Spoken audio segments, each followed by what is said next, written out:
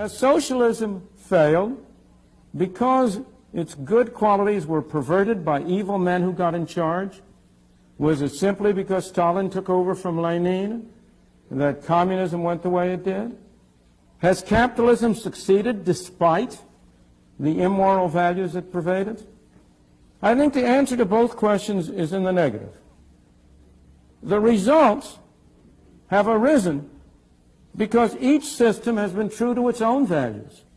Or rather, a system doesn't have values, I don't mean that, has been true to the values it encourages, supports, and develops in the people who live under that system.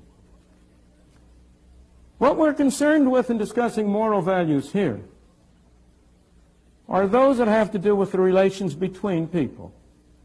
It's important to distinguish between two sets of moral considerations. The morality that is relevant to each of us in our private life, how we each individually conduct ourselves, behave. And then what's relevant to systems of government and organization are the relations between people. And in judging relations between people, I do not believe that the fundamental value is to do good to others, whether they want you to or not. The fundamental value is not to do good to others as you see they're good. It's not to force them to do good. As I see it, the fundamental value in relations among people is to respect the dignity and the individuality of fellow men. To treat your fellow man not as an object to be manipulated for your purpose, but to treat him as a person with his own values and his own rights, a person to be persuaded, not coerced, not forced, not bulldozed, not brainwashed. That seems to me to be a fundamental value in social relations. Whenever we depart from voluntary cooperation and try to do good by using force, the bad moral value of force triumphs over good intentions.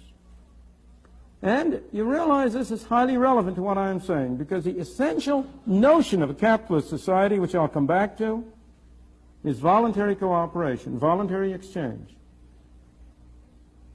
The essential notion of a socialist society is fundamentally force. If the government is the master, if society is to be run from the center, what are you doing? You ultimately have to order people what to do. What is your ultimate sanction? Go back a ways. Take it on a milder level.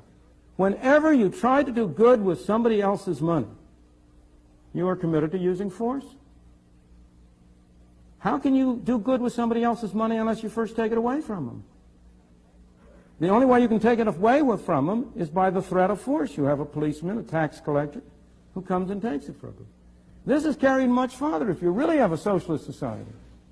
If you have an organization from the center, if you have supposed government bureaucrats running things, that can only ultimately rest on force.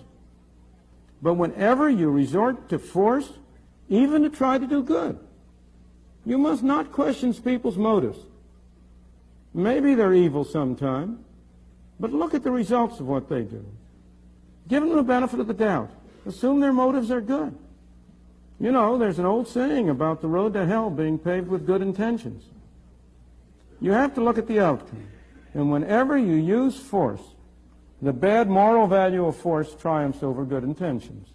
The reason is not only that famous aphorism of Lord Acton. You all know it, you've all heard it. Absolute power corrupts. Power corrupts. Absolute power corrupts absolutely. That's the whole aphorism. That's one reason why trying to do good with methods that involve force lead to bad results. Because the people who set out with good intentions are themselves corrupted. And I may add, if they're not corrupted, they're replaced by people with bad intentions, who are more efficient at getting control of the use of force. But also, the fundamental reason is more profound. The most harm of all is done when power is in the hands of people who are absolutely persuaded of the purity of their instincts, of their and the purity of their intentions. Thoreau said that philanthropy is a much overrated virtue.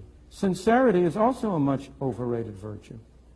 Heaven preserve us from the sincere reformer who knows what's good for you and by heaven is going to make you do it whether you like it or not.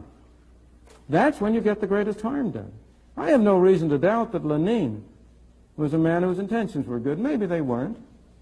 But he was completely persuaded that he was right, and he was willing to use any methods at all for the ultimate good. Again, it's interesting to contrast the experience of Hitler versus Mussolini. Mussolini was much less of a danger to human rights because he was a hypocrite. Because he didn't really believe what he was saying. He was just in there for the game.